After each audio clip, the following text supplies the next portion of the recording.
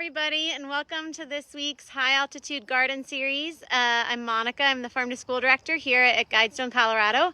And when we're doing these, a lot of times we're talking about what we're doing here on our 4-acre community and school farm, but we also recognize that a lot of people who like to garden don't have nearly as much room. So today we're going to talk with some of our two AmeriCorps members who are our garden educator and our homestead educator, Elle Boss and Tarin Hill, about making pallet gardens, which is a great way to have a little bit more vertical space, make use of the vertical space, and fit a lot more crops or things that you want to grow in a small space.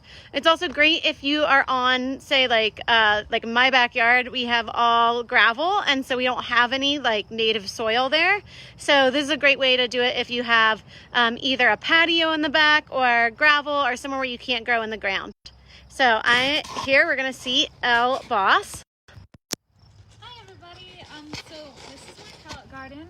By the way, I'm the garden educator at Guidestone, Colorado. And so the mechanism that I use to basically build my garden is making little belly lumps. And so we use this landscape fabric, and we use a staple gun, and I basically put it on the outer edge.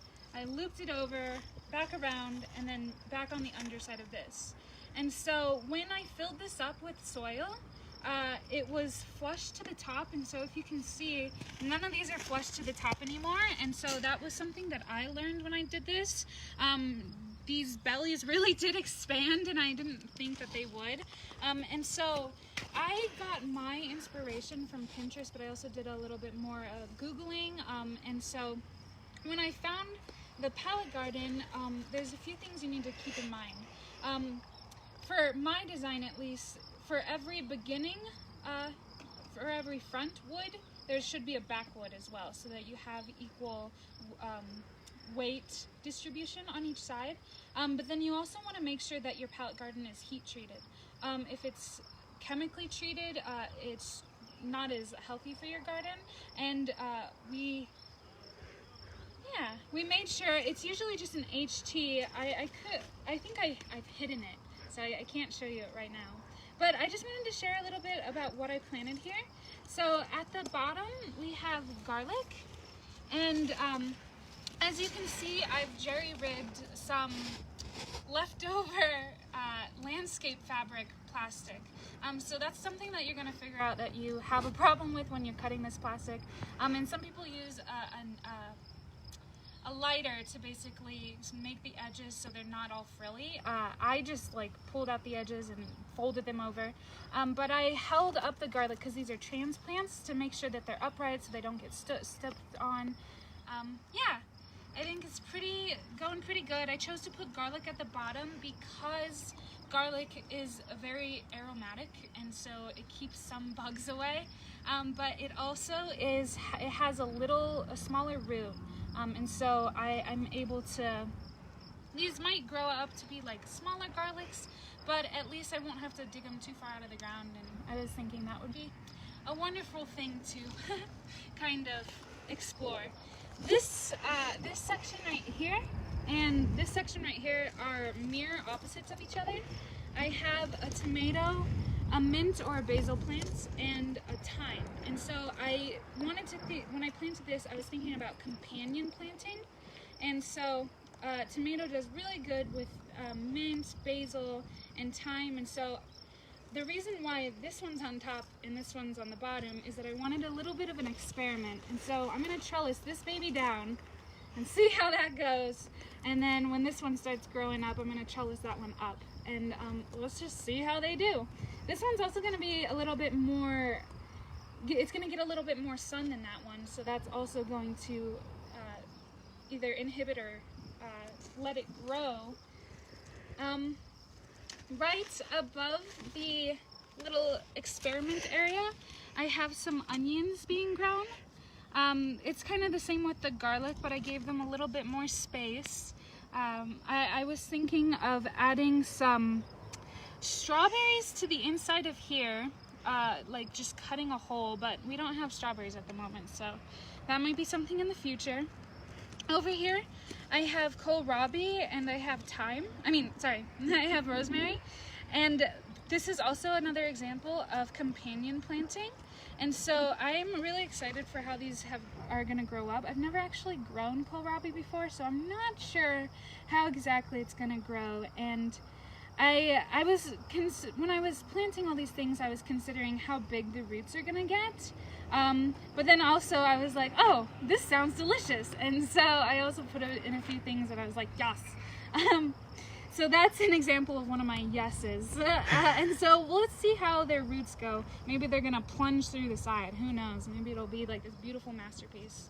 And then I have dill at the top here. I heard dill gets pretty tall, and so I wanted it to have space to grow very large. I'm planning on doing a lot of pickling, and so I thought I'd put a lot of dill. So this whole thing is just dill. In terms of watering, pallet gardens get pretty dry, and so my next experiment that I'm gonna do is I'm gonna get a few bottles or old recycled containers like this, and I'm gonna just like stick them to the side along here, and then I'm planning on using bad drip tape and finding a way to cover up the holes and jerry-rigging a system where I can self-water these plants. And so if I look inside of this recycled container and there's no water, I'm like, oh no, I gotta water it again. And so that way, if I'm not able to water it constantly, hopefully it'll just suck it right up itself. So this is definitely an experiment. This one just came from my noggin, but I'm sure people have done this outside, and so I'm gonna definitely do more research as I start collecting more of these little recycled containers. And then the last thing that I'm going to do is just paint this part in front of all of these, the wood areas, with chalkboard paint. And so that way I could just like keep track of, what's being planted there. I thought it would be aesthetically appealing. I'm gonna make sure it's not toxic. That's the #1 goal. But yeah, I'm really excited for how this is gonna grow up. And if you have any questions or thoughts, go ahead and ask me. Yeah. Thank you so much for listening. Thanks, Elle. Yeah, and I'll watch the chat box, so if anybody has questions for Elle about her garden. And in the meantime, we're going to go over and see Tarin's pallet garden.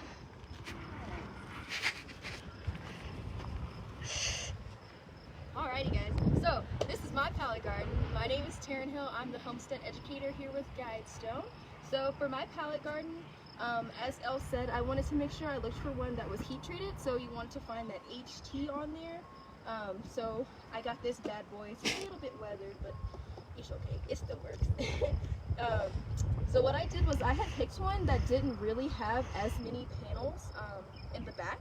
So I've got maybe like 3 or 4 panels in the back that I have, and then there's more up front. So I have what, 1, 2, 3, 4, 5, 6, like 5, 6 panels in the front. So my design, I got it kind of like a mixture of ideas, to be honest. So I got it from off Angie's List. They had a pallet garden on there. They had one on a website called $100 a month. Yes. And then Busy Creating Memories. So they all kind of had really cool, nifty takes on the pallet garden. And I decided to kind of just make a little mixture of that. So for my design, first, when I was going off those websites, what I did was I used the landscape fabric, and I took, I guess 2 long sheets, and I stapled the back of it shut. As you can see, this is completely shut back here. And so I did that, and then I filled it with soil, and then I picked it up, and all the soil fell out. So that's what we're not gonna do. That was not a very good idea. If you do try that, beware that that will be a problem. Maybe, I'm not sure, you might have to try to figure out different ways you can tackle that issue. The way that I had to tackle it was completely recreate my design. So I ended up just doing these, like I've got pockets underneath here, this slot right here. I've got pockets to hold the soil here, as well as I've got this stapled like so, kind of covering up the opening. And then I created some more little opening holes so that I could put my transplants in there. So it was kind of a mosh posh idea. But the plants that I went with, I would say they're kind of like medicinal edibles. So everything here, you can either eat it or use it medicinally or do a little bit of both. So what I've got here on the top are some pretty tall growers. So they're kind of hiding, they're a little shy. I've got my husk cherries right here.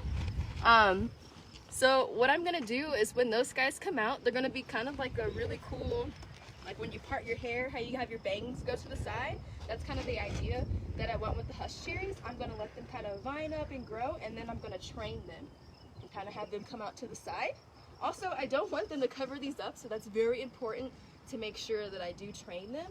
And then as you can see, I've also left space so that they have room to grow and they're not all smushed. I also put nasturtium. So I'm not sure if you guys know, but nasturtium is a wonderful flower. You can eat every part of the flower. So you can eat the leaves, you can eat the stem, you can eat the seeds, you can eat the flower. So for these also grow really tall. So I'm gonna kind of have like to train them as well, like the husk cherries. So I also will try to have them grow up and then go out and then try to maybe put them to the side. And then next, I've got our like herby kind of thing going on. So I've got us some thyme for our thyme. So I cut the holes in there and then placed them in there, which is kind of tricky. So just be careful when you're, if you do this design, you want to make sure that when you cut the holes, you also put your finger in there and create a hole for your transplant to fit in, or it'll just be kind of going into air. And so you definitely want to make sure it's in the soil. Up next, we've got our beautiful lavender. And then we've got sage and rosemary down here. I also don't know how well it's going to work, but I was feeling innovative after being extremely frustrated because my first design didn't work. And so something hit me and was like, maybe you should make watering holes. So I decided to kind of like leave like a hole here on the top of my landscape fabric, here on the tops, and then cut a hole in here. Just to make it easier access for the water hose or even whatever container you're using, so that way you're not watering in vain. Because sometimes when you would water in here, it wouldn't exactly get the whole, I guess, all the soil wet like you would like it to be. It was very one-sided. So yeah, an idea. I'm gonna have to try to see how an experiment goes out. And last but not least, we have down below our beautiful chamomile. So chamomile I put here because you can use it it's a very nice medicinal herb that you can use, as well as it's a great pollinator. So I've got the chamomile down here, as well as the nasturtium. So when all the flowers, or even with the chamomile, when everything starts blooming, it's going to attract all these pollinators. So that way I can ensure that all of my plants will be pollinated down the line, and I'll have beautiful flowers and beautiful fruits and stuff to eat. So I'm really excited for this. And then down low where the chamomile is that's just this bottom like pocket here of the pallet. Since I had stapled the back of it already, it kind of fit like a glove, snug like a glove in there. And so I just filled it up with soil and then just planted my plants within. And the chamomile also will have to kind of train a little bit to come back up and out, because it is going to eventually hit this little heavy sandbag here. So I'm going to have to just try to make sure that I keep that in mind and then just train them to grow out. But yeah, that was my pallet garden. Kind of a mosh posh of everything, to be honest with you. I will say as well, if you do a pallet garden, you do want plants that might have like a shallow root, just because you don't really have much space in between the front and the back of your pallet. So you don't want something that has like a really deep taproot or something. It's not going to really work that well. Just a heads up. You do want to make sure it's just shallow. And then also, as Elle said earlier, the drainage is an issue. So you want to try to make sure that you keep an eye on it as best as possible, or maybe even alter your design to make sure that you put plants that might not need as much water. Like that's also why I picked these plants, because they're a little bit more hardy, and they're not going to be they're not going to be as affected by being dry, because it's just such a bad drainage issue going on here. And then also, the reason why I have it faced like so is for the sun. So it doesn't get a full day's worth of sunlight, but it still gets, like, I would say maybe half a day's worth, and that's pretty generally good enough for these guys. So also think about placement and location when you make your pallet garden, because that's what I ran into also. My pallet garden was on the ground. It was not like this beautiful vertical beauty right here. So you definitely want to make sure you think about where you're going to put it first, and then kind of build from there. And yeah, that's my pallet garden. Thank you guys for listening to me explain about my medical edible pallet garden. If you guys have any questions or comments, feel free to let me know. All right, I don't see any comments yet, but just to say that we'll be checking the comments below here for anybody who's not watching live as well. So if you have questions for Elle or Tarin or me about pallet gardens, post them here, and we'll look forward to seeing you next week. Next week, we're going to be talking a little bit more about irrigation systems and keeping up moisture in your soil. Hope you guys have a great week, and we'll see you next week.